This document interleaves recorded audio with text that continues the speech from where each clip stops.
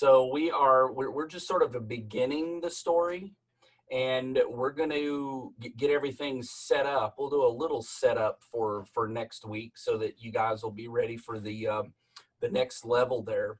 But if you remember, last week we talked about thy kingdom come in the beginning, and then tonight we're going to look specifically at some things that Daniel looked at with the kingdoms to come. And in thinking about that, let's pause for a moment and just take a look at the big giant picture here. And before we do that, I'm going to pray and ask the Lord to bless our time here together. Father, we thank you for just this opportunity to be able to just pause and out of our daily lives and be able to just take the time to look into specifically what your word has to say. And we pray that you will just guide our thoughts as we work through the few verses that we're going to look at this evening. And just thank you for everybody that's here. Pray that you'll just bless this time we have together. In Jesus' name, amen. So the giant picture, in thinking about present and future kingdoms, the information that we have in this book is a lot of history and a lot of prophecy. And remember, last week we talked about the idea that in the first 6 chapters, we have a lot of history and a little bit of prophecy. And then in the last 6 chapters, we have a little bit of history and a lot of prophecy. So a lot of history in the beginning, a lot of prophecy in the end, a lot of both really throughout there. But this, and depending on where you have your little, and depending on what kind of computer you're on, I have in the upper right corner of this slide a book by Dr. John Valverde about major Bible prophecies. And it's, I've spent a little time in this book while we have been prepping for where we are here. And a little section out of this is really about his introduction to Daniel within this book. And the big picture that I want us to see here is that Daniel was really the prophet, or as a person in exile during the exile in Babylon from about 605 BC to about 530 BC. And there were a series of prophecies that that we're really diving into here in the beginning of this. So there were some others, some dreams, some things that were interpreted earlier in the book, but Daniel was given some special revelation for these things. And I think at the end of chapter 7, at the end of chapter 8, in both cases here, I believe Daniel was overcome by what he was given. And I think his stress over being the one that was given these things was commendable in a way, because it allowed us to sort of see how he respected the idea that God was sharing this information with him.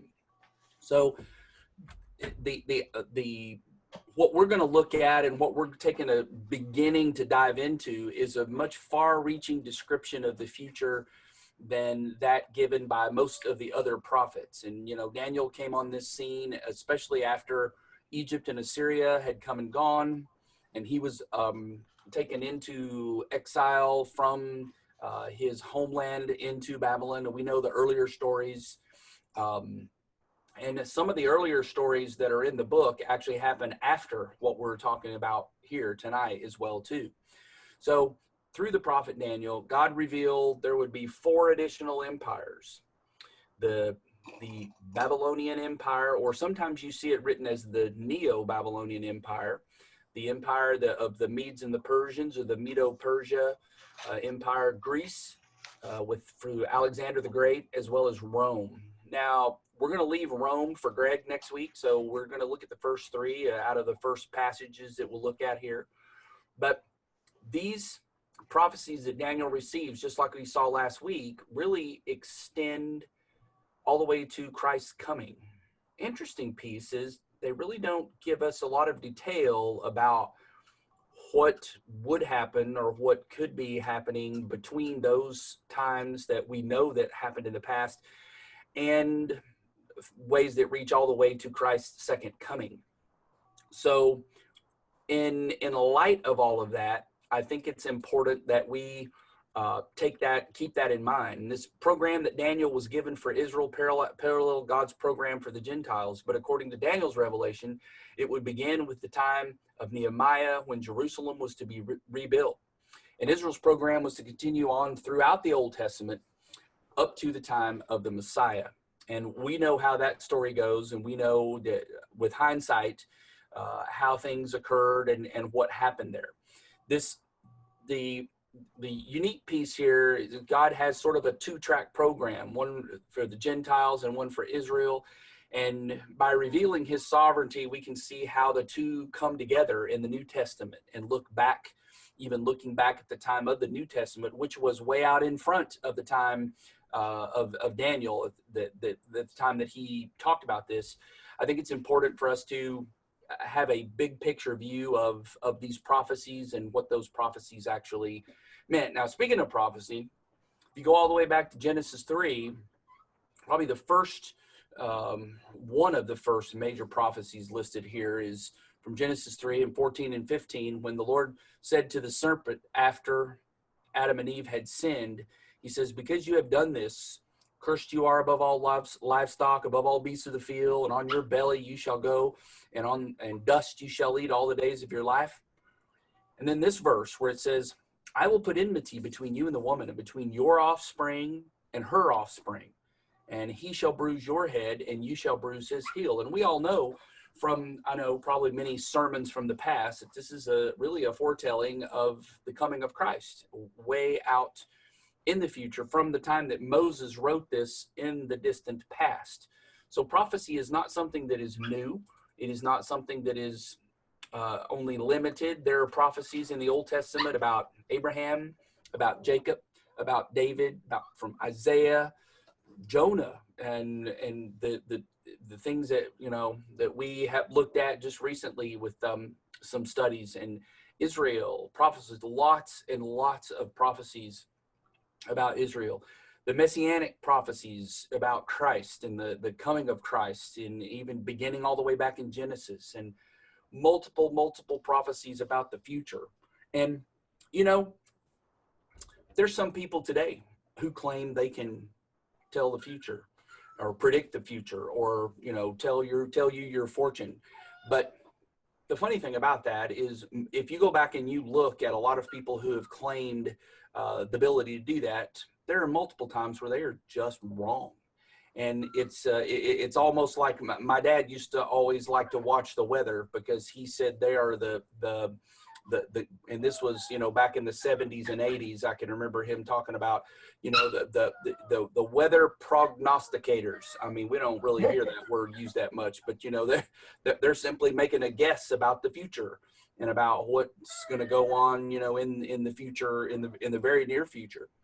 Now, I have one of my favorite prophecies, and I don't want to spend a lot of time on this, but there's about a 5-6 minute video here that I found that really talks about prophecies. Now, my reason for showing this to you is to make us realize that prophecies from God in the Old Testament happen in ways that we would never be able to predict how accurate they could be. I want you to watch this guy for a minute. It's a little short video, and it just explains what happened when the prophecy, or with the city of Tyre, and he actually ties in some things with Babylon and Alexander the Great in the mix of this as well too. But this is a prophecy from Ezekiel. So let's take a quick look, and I may cut it short either as we get started and walk through it. Most everyone understands that if there is a person or a book that can accurately predict the future, then that's superhuman.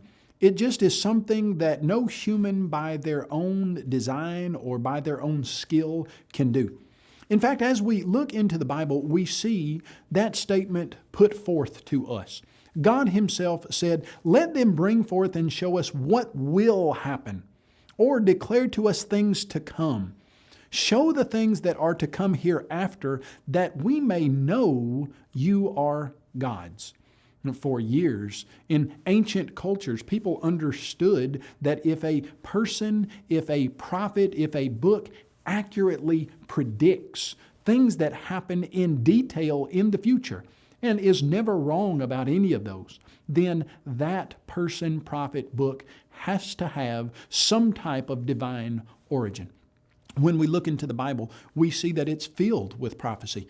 One of those very powerful prophecies that is evidence for the divine inspiration is the prophecy of Ezekiel found in chapter 26 concerning the city of Tyre. You see, Tyre was a city that came to prominence in about 1200 BC. It was one of the best natural ports on the Mediterranean Sea. It stood at the crossroads of worldwide trading. But the problem with Tyre was that it had become very wicked. During Ezekiel's day, he wrote that by the abundance of your trading, you became filled with violence within, and you sinned. Your heart was lifted up because of your beauty. You corrupted your wisdom for the sake of splendor. You defiled your sanctuaries by the multitude of your iniquities. You find that in Ezekiel chapter 28, verses 16 through 18. So Ezekiel says, because of the evil and wickedness that is within your walls, God is going to destroy you. And in Ezekiel chapter 26, he lists several things that were going to happen to the city of Tyre. He said that Nebuchadnezzar, the king of Babylon, would destroy the mainland villages. He said that Nebuchadnezzar would build a siege mound against the city.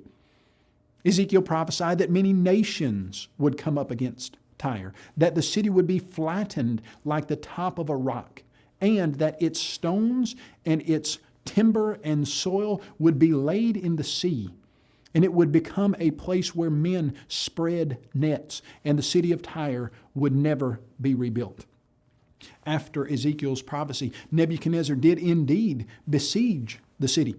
In fact, it was a long siege of about 14 years. And in that time, the Tyrians, the inhabitants of Tyre, began to take all of their materials and move them out to an island about 3/4 of a mile off of the mainland. Babylonian king Nebuchadnezzar eventually breached the city, and he got in to find that the Tyrians had all moved out. Yes, he did destroy the mainland villages, and he encamped around the city, built a siege mound against it. After Nebuchadnezzar did that, there were several scores and decades of years that other nations came up against the city of Tyre, until about 330 BC. In 330 BC, a man by the name of Alexander the Great was sweeping across the globe, conquering everything in his path. In fact, it's said that at one point in his life, he knelt and cried because there was no more world left to conquer. Alexander the Great came up against the mainland city of Tyre, as Ezekiel had predicted about those other nations. And he basically did the exact same thing that Nebuchadnezzar had done hundreds of years earlier, except after his siege, which wasn't nearly as long, only about 9 months, when he got into the mainland city, those Tyrians had moved to the island city. Now, Alexander the Great was not easily thwarted, and he did not do what Nebuchadnezzar did. Nebuchadnezzar basically said, "Oh, well," and he left. Alexander the Great said, no one makes a fool of me. And so he started to devise plans as to how to get to the island city of Tyre. And how did he do that? Well, here's what he did. He decided he was going to take every single stone, piece of wood, and all the dirt from the mainland city of Tyre and was going to dump it into the Mediterranean Sea and build a land bridge out to the island city of Tyre. And that's exactly what he did. Took every bit of building material, scraped Tyre clean like a rock, and dumped it into the Mediterranean Sea. The prophecy that Ezekiel had uttered several hundred years before Alexander the Great ever stepped onto the scene came true when all of that building material was thrown down into the Mediterranean Sea. In fact, when Ezekiel said that the city would never again be rebuilt, oh, there's a city now that's in the relative same place as Tyre once was. It's also named Tyre. But the interesting thing about that, when that soil and timber and those stones were poured into the Mediterranean Sea, it caused the sand to build up there around the mainland, and the area where the original city once was, well, we don't even know where that is today exactly. The city can never be rebuilt because we can't even locate the exact point there on the edge of the mainland where the city once was. Ezekiel looked several hundred years into the future and talked about Tyre being scraped clean like a rock. In all of the annals of human history, how many cities have been scraped clean like that? Very, very few. And yet Ezekiel predicted it perfectly. How? Tell them to show us what will come in the future, what will be hereafter, and we will believe that they are God's. You see, that was the challenge God gave to the idols, but they couldn't. But God took up the challenge himself, and through the prophet Ezekiel, he told the world exactly what would happen to Tyre, and it came to pass. What can we uncover and discover from this truth? That the Bible is the product of God.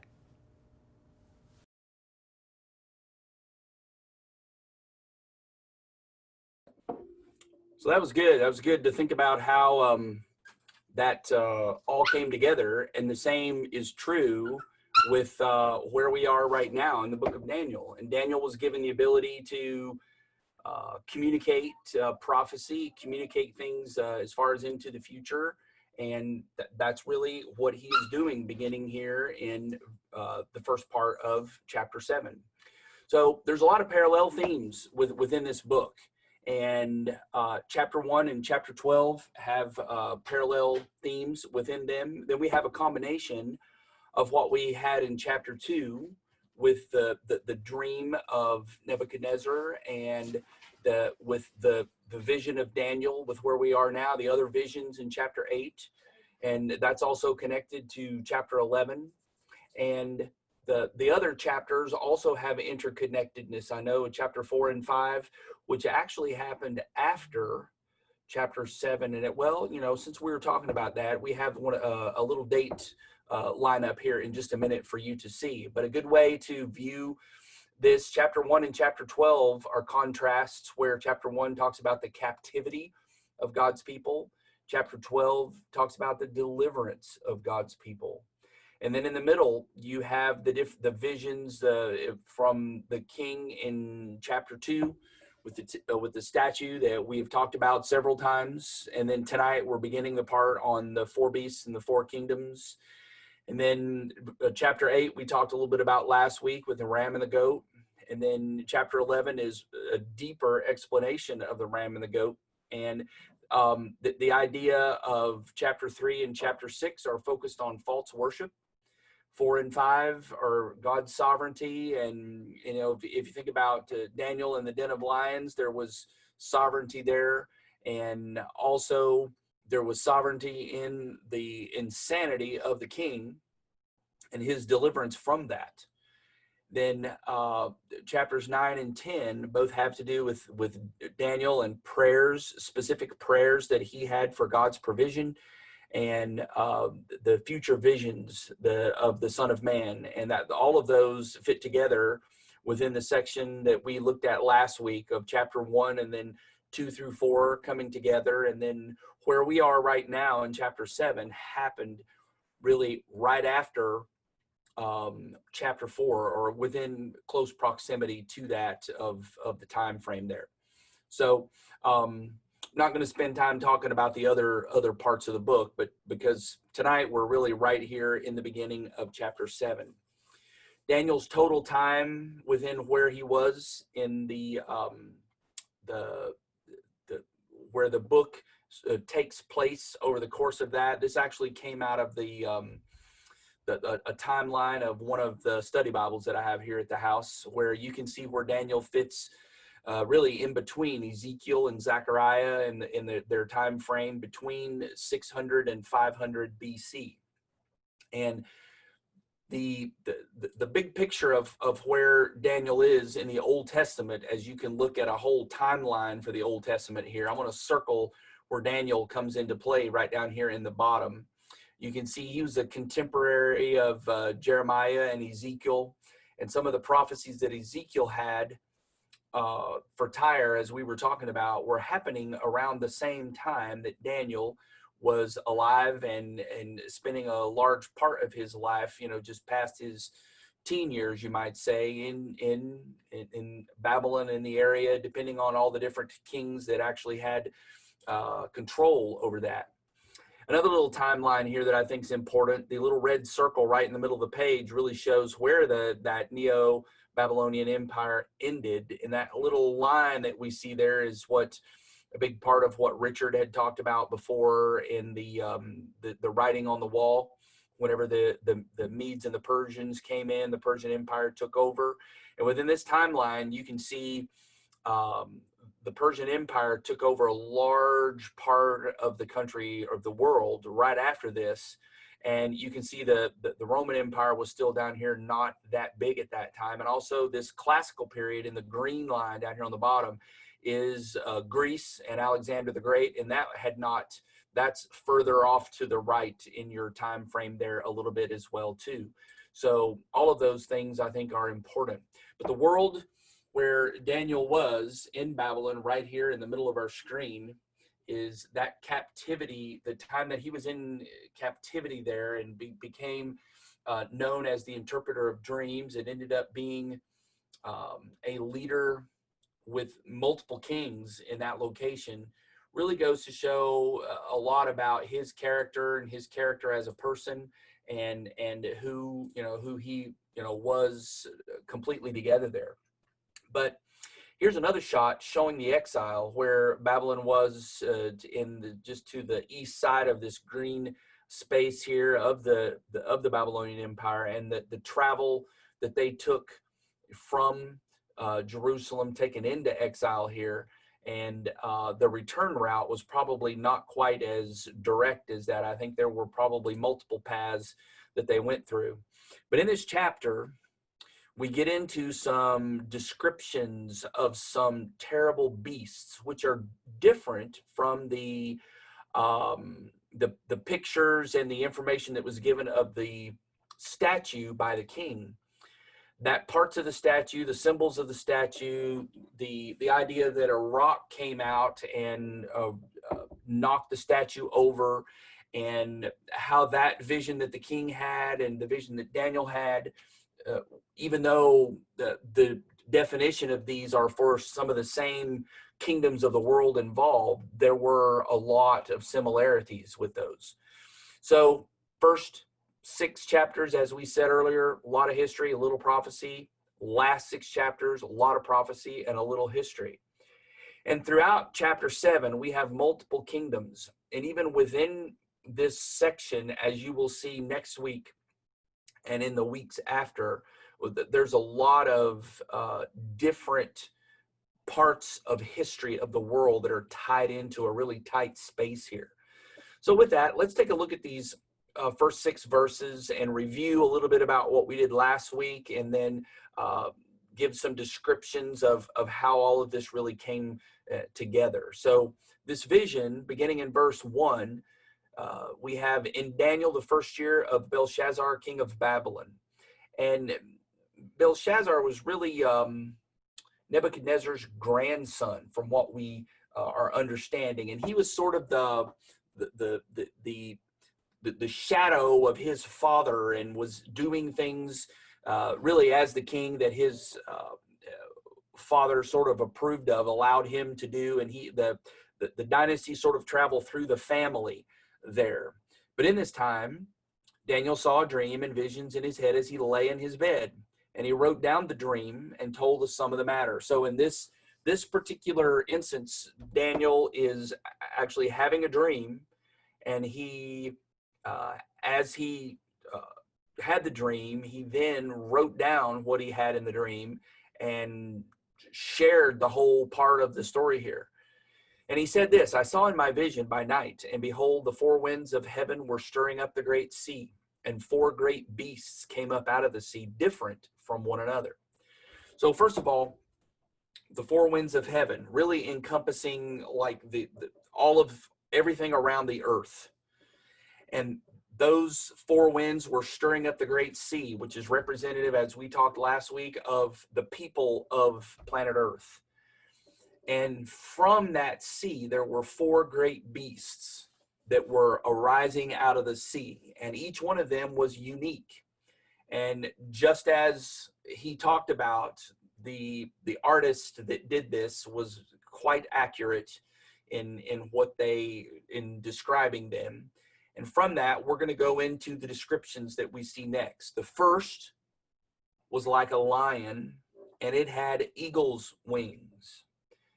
Then as he looked, its wings were plucked off, and it was lifted up from the ground and made to stand on 2 feet like a man. And the mind of a man was given to it. Let's think about this for a minute. We've talked about this a lot. This is no secret. This particular creature was representative of Babylon and the Neo-Babylon Empire. And when it says it looked as if its wings were plucked off, I think this implies the time whenever Nebuchadnezzar ended up becoming like a wild, and we've talked about this in the past already, when he became as a wild animal. And during that time, it was lifted up and made to stand on 2 feet like a man, as the king would be. And the mind of a man was given as the king. The mind of a man was really in the mind of an animal at the time, that we have talked about that before. And, this is something very unique that Daniel was given, that the specifics of that at this particular time. Verse 5 says, and behold, another beast, the second one like a bear, and it was raised up on one side. And it had 3 ribs in its mouth between its teeth. And it was told, arise and devour much flesh. And we know that bear, which we can see here, was the Medo-Persian Empire. And that Persian Empire was something that conquered the Babylonians and had a lot of power, as in the power of a bear.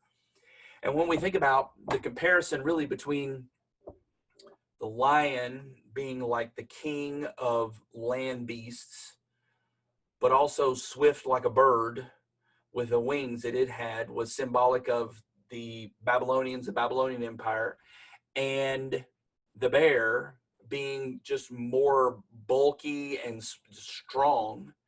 And there was the significance of the rising on one side, as you see in this picture with one paw up, really symbolized really that between the Medes and the Persians were a little stronger than the Medes. And so between the two groups, one had more strength. And that's why in a lot of places today, you just see the Persian Empire and not necessarily written the Medo-Persian Empire. There were 3 ribs in the mouth of the bear, and we'll talk about what those are in just a little bit when we get a little later on down the line.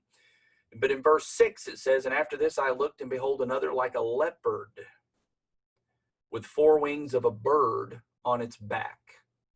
Not 2 wings, but 4 wings. And the beast had 4 heads, and dominion was given to it. Now, we all know that the third empire was the empire of Alexander the Great. When Alexander the Great pretty much took over the world through the power that he had, it was done very swiftly. And even in the story that we saw about Tyre just a few minutes ago, the idea that his siege only lasted 6 months, where Nebuchadnezzar's was 14 years. And he did everything very quickly. And he was sort of, the unique thing about him, though, was that he was actually really nice to the people that he conquered. But he wanted to conquer them. And I think the fact that we have a leopard and the fact that we have 4 wings is very significant. And leopards are fast animals. They do things quickly. If they have to catch their prey. And I'm just using our normal reference of leopards as we know them today. They're quick, just like the Grecian army and the folks that Alexander took with him were very quick, and they were had 4 wings of quickness versus 2 wings of quickness. And the beast had 4 heads, and the 4 heads really relate to the 4 generals that ran his entire fleet, or his entire military operation. And this is where our part really ends tonight, but I want to give you a little teaser for next week, because Greg's going to step up and start with verse 7, where it says, "After this I saw in the night visions, and behold, a 4th beast, terrifying and dreadful, exceedingly strong, had great iron teeth, and it devoured and broke in pieces and stamped what was left with its feet." And then, so if we think about this in succession, he started with the Babylonian Empire, which was conquered by the Persian Empire, which was conquered by Alexander the Great and his empire. And then after that, we have what he's talking about in verse 7. So these are all successions of different kingdoms that ruled each other.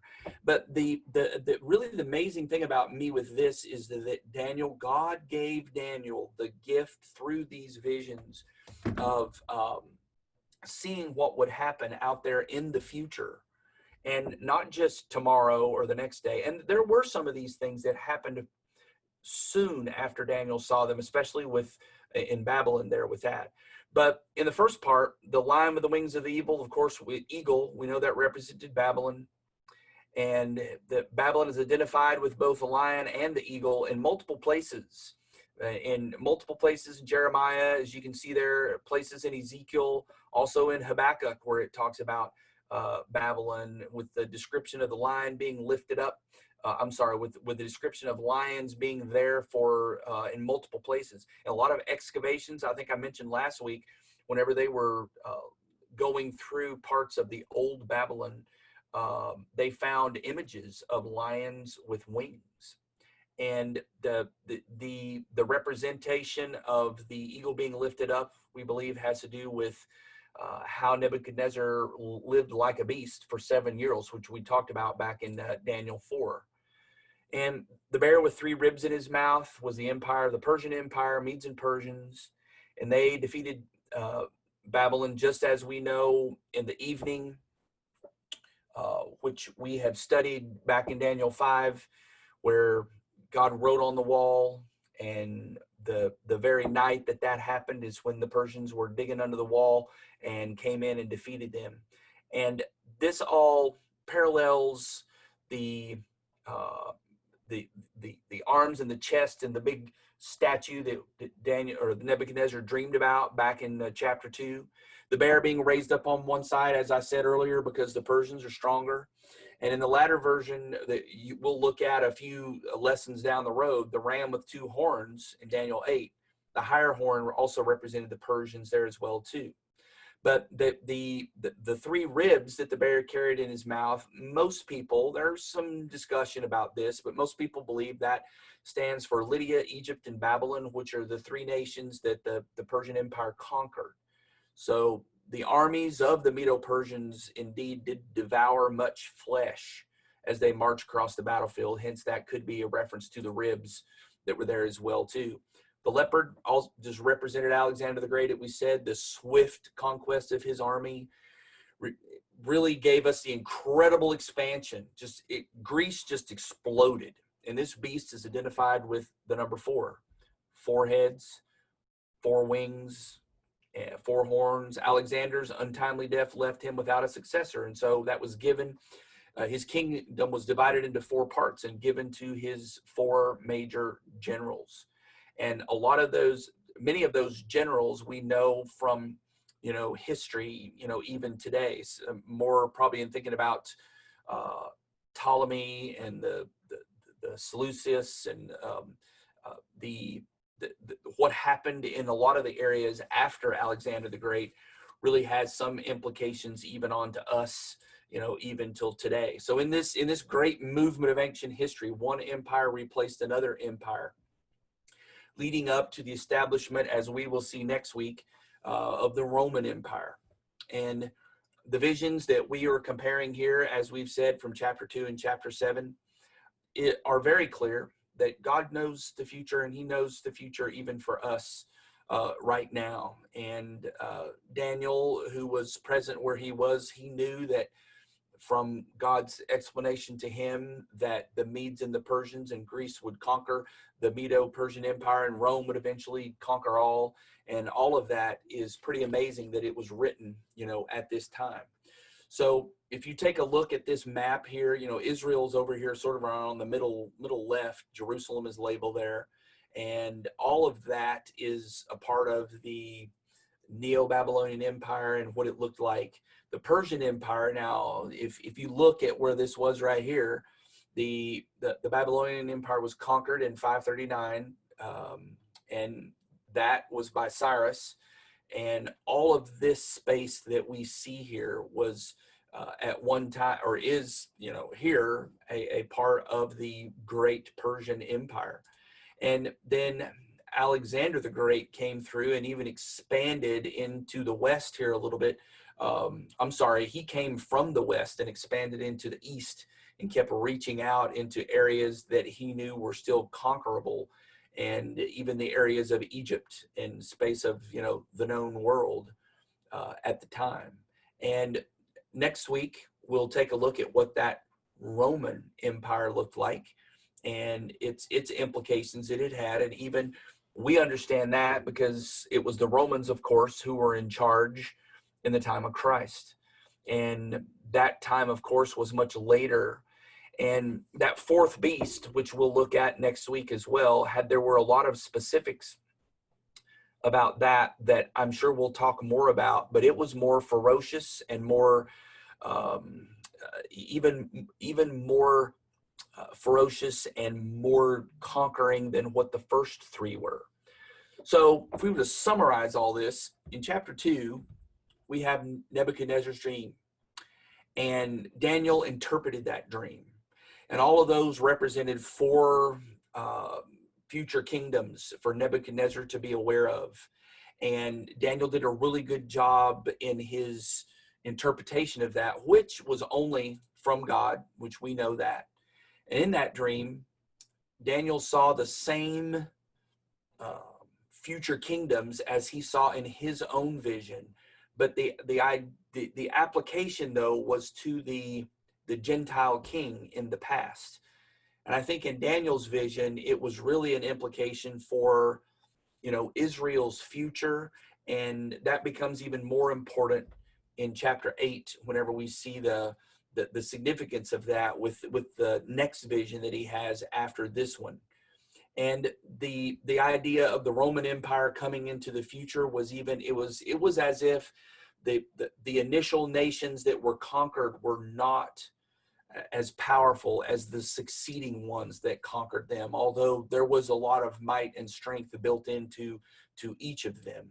But Daniel's expansive vision really reassures us, or it should reassure us, that God knows all that will occur and has not lost control over anything. God's sovereign will rules over all kingdoms. It did then, and it does today, as well as leaders and events with all the authority that he did, even at the time that Daniel was having this vision.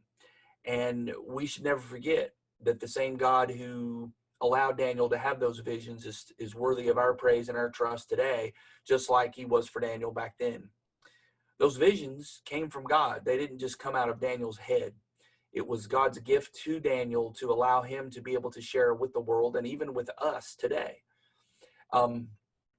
Daniel received those just so that we can have assurance that the same God that gave him those prophecies is still watching over us as well today. The other piece and the other part of thinking here is all of these are quite different, meaning that the different statues, the different animals, and as we begin to look through these, some of the future things that we're going to see throughout the rest of the book of Daniel are unique pictures of the future. So last week I showed you this slide and I said, what can we learn from all this? And I said, God is great and knows all things, and we are small and humble. Well, that hasn't changed. It's still the same. And the bottom line of this slide is never forget number one, and that is God is great and knows all things. Well, I added another slide which looks almost identical to this, but it says, what can we learn from this? What we did tonight, what we talked about tonight? God's prophecies are always perfect, even down to the extent, and the video that we watched, Kyle did not mention in that video the detail that Ezekiel went into of what would happen, even down to the fact that the area of Tyre that was a part of the old city was there for fishing and the use of nets. And if you look at history, that part of the coast was one of the most common and most useful fishing areas, where a lot of fisheries took place in that area. So God knew from his ability for Ezekiel to prophesy that that would be exactly the way it was. And I think that is what we should keep in mind here. What God has allowed us to learn and see into the future is going to be exactly the way it happens. And we know that because of the past prophecies that have been exactly right. And when we think about this, it reminds me of a verse that we looked at back when we studied Nehemiah. And this was one of my favorite verses. And I like the way this is worded from The Voice, because it really makes you think about it. I actually have this verse on a little plaque right up here that sits in my little man cave here. And if you can see it, it's actually in a little frame that looks just like this and sits right above my desk all the time here. And this verse is this, where Nehemiah is a part of one of Nehemiah's prayers whenever he says, "You are the eternal, the only one. The skies are your work alone. You made the heavens above those skies and the stars that fill them. You made the earth and everything upon it, the seas and all that live within their depths. Your creation lives and is sustained by you, and those who dwell in the heavens fall down before you in worship." And I think the same way that Nehemiah prayed that at that time, and all of this was also surrounding the rebuilding and putting things back together in Jerusalem. And we know that from the time that we spent studying this before. And I thought I would also just tie that into a picture that actually happens to be me standing on the top of Haleakala in Maui, overlooking the area there. And we think about that, and you think about this verse and the idea that the same one that created everything that we see is also the same one that gave Daniel the ability to know and to share with us what he did at that time, has not changed. And he's the same yesterday and forever, just like he always, like we talked about last week, a little bit there as well too. So I'm very glad that I got to spend time looking through this. And even though I think we've talked about some of the same things multiple times, but I think it's like the old pastor that told his church after he had spoken on John 3:16 about 6 Sundays in a row. A little lady came up to him at the end of the service, and she said, "Pastor, you keep preaching the same verse over and over and over." And he just looked at her in all seriousness, and he said, "Well, when you figure out how to live right and follow this one verse, we'll move on to another one." And I think the same thing is very true about these passages. We're learning about the sequence of events, and the more we get them sort of into us, the better that we will have an understanding of other things that are going to be a little bit deeper that come on in chapter 8 and 9 and 10 and through 12. So with that, let's pray. Father, thank you for our time that we had just to look at these few verses, think about your prophecies and the things that you have established in many years past that have allowed us to be able to see things or understand things that otherwise we would not know. So we thank you for our time that we have here together. And in Jesus' name we pray. Amen.